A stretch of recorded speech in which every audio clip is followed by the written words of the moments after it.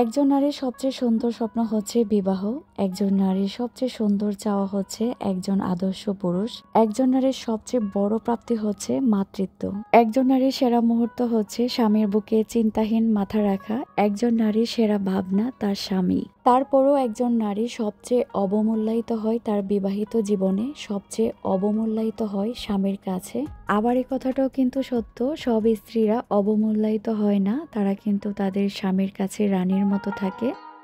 আলহামদুলিল্লাহ, আমি কিন্তু সেই নারীদের দলে পড়েছি যাদের সুন্দর স্বপ্ন হচ্ছে বিবাহ, বিবাহকে ঘিরে আদর্শবান পুরুষ, মাতৃত্ব ও সুন্দর একটা সংসার। হ্যালো এভরিওয়ান, আসসালামু আলাইকুম। কেমন আছেন সবাই? আশা করছি আল্লাহর অশেষ রহমতে সবাই খুব ভালো আছেন।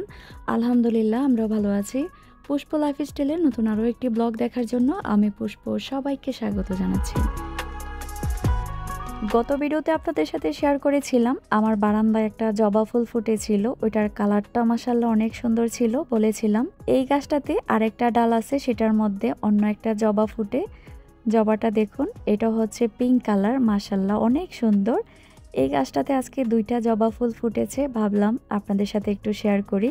বারান্দার এই গাছটা কিন্তু আমি নতুন কিনে এনেছি। 2 দিন আগে আমি নার্সারিতে গিয়েছিলাম, কয়েকটা গাছ কিনেছি। এই ফুলটা অনেক ভালো লাগে, আর এটা কিন্তু একদম রোদের মধ্যে রাখতে হয়, তো বারান্দায় রেখে দিয়েছি। আজকের ভিডিওটা বিকাল থেকে শুরু করেছি। দেখুন আমার আম্মাজান ছাদে গিয়ে আমার গাছ থেকে কি সুন্দর করে ফুল কুড়াচ্ছে। এত সুন্দর একটা মুহূর্ত যদি আমি ক্যামেরা বন্দি না করি তাহলে কিন্তু হচ্ছে না। মাশাআল্লাহ, আয়েশামণি আর ফুল গাছ সব কিছু মিলে মনে হয় একাকার। সে কিন্তু তার বাবার জন্য ফুল কুড়াচ্ছে, সে বাবাকে গিফট করবে। আর ছাদে এত বাতাস ছিল, বাতাসে দেখুন ফুলগুলো কিভাবে দুলছে। কিছুদিন ধরে ছাদে খুব ঘন ঘন আসা হচ্ছে। ওয়েদারটা এত সুন্দর, রোদ থাকে না, বাতাস থাকে, আর আকাশটা একটু একটু মেঘলা মেঘলা থাকে। আর পরিবারের সবাই মিলে একসাথে ছাদে চলে আসি, এসে আধা ঘন্টা 1 ঘন্টা বসে থেকে তারপর বাসায় যাই। অনেক অনেক ভালো লাগে। বিশেষ করে আমার হাজব্যান্ড যখন দেশে থাকে, দেখা যায় প্রতিদিন ছাদে আসার চেষ্টা করি। আর আড্ডা দেওয়ার সাথে যদি এরকম জাল জাল পেয়ারা থাকে আর মিষ্টি আম থাকে তাহলে কোনো কথাই নেই। আমরা সবাই আড্ডা দিয়েছি, আর বিকালের নাস্তাটা এখানেই সেরে নিয়েছি। নাস্তা খাওয়ার পর হাজব্যান্ড ওয়াইফ দুজন মিলে একটু বের হব। আজকে সংসারের জন্য একটা নতুন জিনিস কিনে আনবো। আমি তো খুব এক্সাইটেড, বিশেষ করে সংসারের জন্য যদি কোনো কিছু কেনাকাটার কথা বলে বা সংসারের জন্য যখন কিছু কিনতে পারি এত বেশি খুশি লাগে। তখন আমি দৌড়তে দৌড়তে রেডি হয়ে যাই, আর রেডি হয়ে দেখুন রিক্সায় বসে গেছি। রিক্সা জার্নির মতো মজার জার্নি মনে হয় পৃথিবীতে আর কিছুই নেই। রিক্সায় বসে থাকবেন, চারপাশের সৌন্দর্যটা উপভোগ করবেন। আর এই যে দেখুন কত সুন্দর সুন্দর দালান কোঠো, এত সুন্দর পরিষ্কার পরিচ্ছন্ন শহর। এটা কিন্তু এখন আমার প্রাণের শহর, আমার 2টা প্রাণের শহর। একটা হচ্ছে ব্রাহ্মণবাড়িয়া, আর আমি এখন যেহেতু উত্তরায় থাকি, উত্তরও আমার প্রাণের শহর। যাই হোক, সুন্দর পরিবেশ দেখতে দেখতে বলুন তো আমি এখন কোথায় চলে এসেছি? দেখেই তো বুঝে ফেলেছেন কিছু একটা ইলেকট্রিকের জিনিস নেব। হ্যাঁ, এটা হচ্ছে এয়ার কন্ডিশনার, বাচ্চাদের জন্য একটা এয়ার কন্ডিশনার কিনছি। অনেক দিন ধরে ভাবছিলাম একটা এসি কিনবো, তো ফাইনালি সেই স্বপ্নটা পূরণ হয়ে গেল। সবাই জানেন আমার রুমে এসি আছে। বাচ্চার বাবা যখন দেশে না থাকে তখন কিন্তু ওরা আমার সাথেই ঘুমায়। যখন ওর বাবা দেশে এসেছে ওরা কিন্তু অন্য রুমে থাকে। বিশ্বাস করেন, বৃষ্টির দিন হলেও বাচ্চারা যখন আমার সাথে ঘুমায় মানে এত বেশি রিকোয়েস্ট শুরু করে দেয়। যদি ওয়েদার ঠান্ডাও থাকে, জাম্মু এসি ছাড়ো, এসি না ছাড়লে ওরা ঘুমাতে পারে না। প্রয়োজন ছাড়া কিন্তু আমরা জীবনে কিছুই করি না, বাচ্চাদের সুখের জন্যই বাবা মার সব কিছু।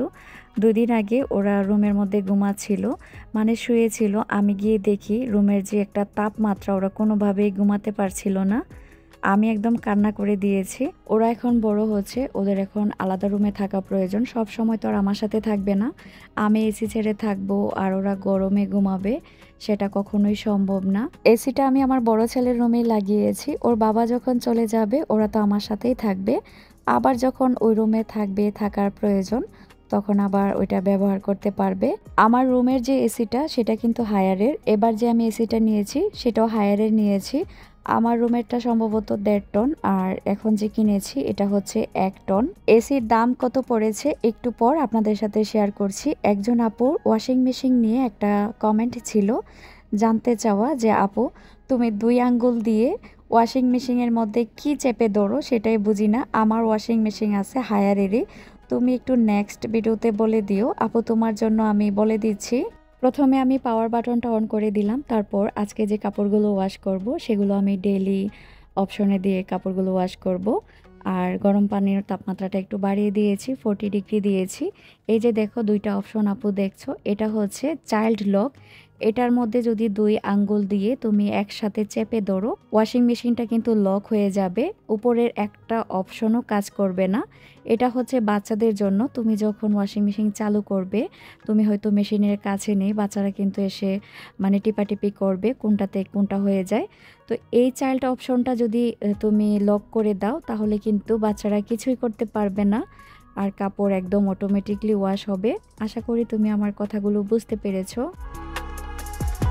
এই মুহূর্তে যারা আমার ভিডিওটিতে ক্লিক করেছেন, প্লিজ ভিডিওটিতে একটা লাইক দিয়ে ভিডিওটি কন্টিনিউ করবেন। আর ভিডিওটি দেখতে দেখতে যদি ভিডিওর কোনো অংশ একটু হলেও ভালো লেগে যায়, তাহলে অবশ্যই আমার চ্যানেলটি সাবস্ক্রাইব করে পাশে থাকা বেল আইকনটি ক্লিক করে দিবেন, যাতে করে আমি কোনো নতুন ভিডিও আপলোড করলে সাথে সাথে আপনাদের কাছে নোটিফিকেশন চলে যায়, আর আপনি আপনার সময় সুযোগ করে আমার ভিডিওটা দেখে নিতে পারেন। আর যারা অলরেডি কাজগুলো করে আমাকে ভালোবাসা দিয়ে যাচ্ছেন, আপনাদের প্রতিও আমি অনেক অনেক কৃতজ্ঞতা ও ভালোবাসা প্রকাশ করছি। এসি লাগানোর সময় দালান যেহেতু ফুটো করা হয়েছিল, পুরো রুম একদম ইটের গুঁড়া দিয়ে লাল হয়েছিল। সেগুলো আগে পরিষ্কার করে এখন আমি আস্তে আস্তে সবগুলো বিছনার চাদর সুন্দর করে ঝেড়ে পরিষ্কার করে নিচ্ছি। একা হাতে তো আসলে এত বড় বাসায় কাজ করা সম্ভব না। আমিও কাজ করছি, খালাও কাজ করছে। খালা রান্নাঘরের কাজ শেষ করে এখন রুমের ভিতরে আমাকে যতটুকু সাহায্য করা প্রয়োজন সে আমাকে সাহায্য করছে। দেখতে দেখতে আমার এই ছোট্ট পাখির নিরটাকে আমি মাশাআল্লাহ অনেক বড় একটা পাখির নিরে পরিণত করে ফেলেছি। এটা আমার অনেক দিনের স্বপ্ন ছিল, আমার একটা সাজানো গোছানো সংসার থাকবে। আমি যখন সংসার জীবন শুরু করেছিলাম, 6টা প্লেট, 2টা বাটি, তারপর একটা হাঁড়ি, একটা কড়াই, একটা দা, এগুলো দিয়ে শুরু করেছিলাম। আর রুমে হয়তো 2-1টা ফার্নিচার ছিল। বাসা নেওয়ার পর বলেছি না আমি অনেক ভিডিওতে, আমার হাজব্যান্ড আমাকে অনেকগুলো ফার্নিচার কিনে দিয়েছিল। সেগুলোর ফার্নিচার এখন হয়তো বাসায় কিছু আছে, আবার কিছু বিক্রি করে দিছি। একটা সময় পুরাতনকে অবশ্যই বিদায় জানাতে হয়, যতই কষ্ট হোক না কেন।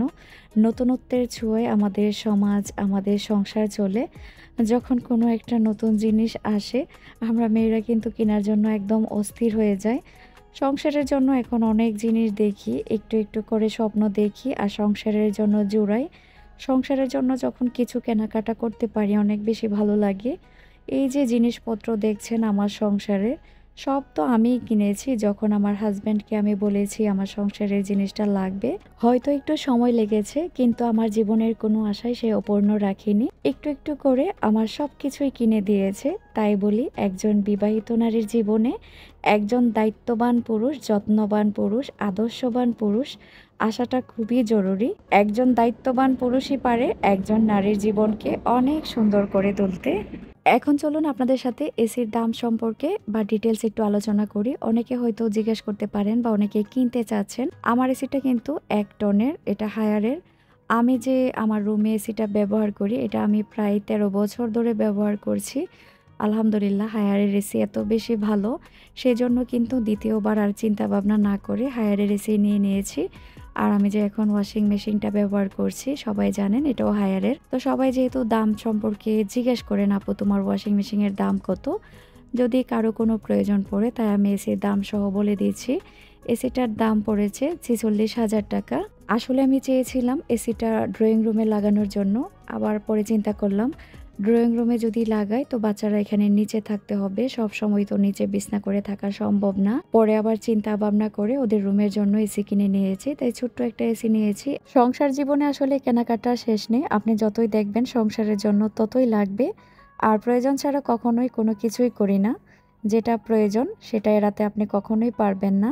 আর বাংলাদেশের যে ওয়েদার দিন দিন কিন্তু খুব খারাপ হয়ে যাচ্ছে, জানি না সামনে গিয়ে কি হবে। সামনের 2 মাস কিন্তু গরম আরো বেশি থাকবে, যদিও এখন দিনটা একটু একটু ঠান্ডা যাচ্ছে। জুন, জুলাই, আগস্ট এই মাসগুলোতে গরমের তাপমাত্রা বেশি থাকে। আর ইদানিং কিন্তু অনেক আপুরা ভিডিওতে শেয়ার করেন কারেন্টে খুব ডিস্টার্ব করে, যদিও আমাদের এখানে ওইরকম কারেন্ট ডিস্টার্ব করে না। মাঝে মধ্যে দেখা যায় দিনে একবার চলে যায়, তাও আবার 2-1 দিন পর পর এরকম করে, প্রতিদিন করে না। আর যাই হোক, কারেন্ট ছাড়া কিন্তু থাকা সম্ভব না, বিশেষ করে ছোট বাচ্চা থাকলে অনেক বেশি কষ্ট হয়ে যায়।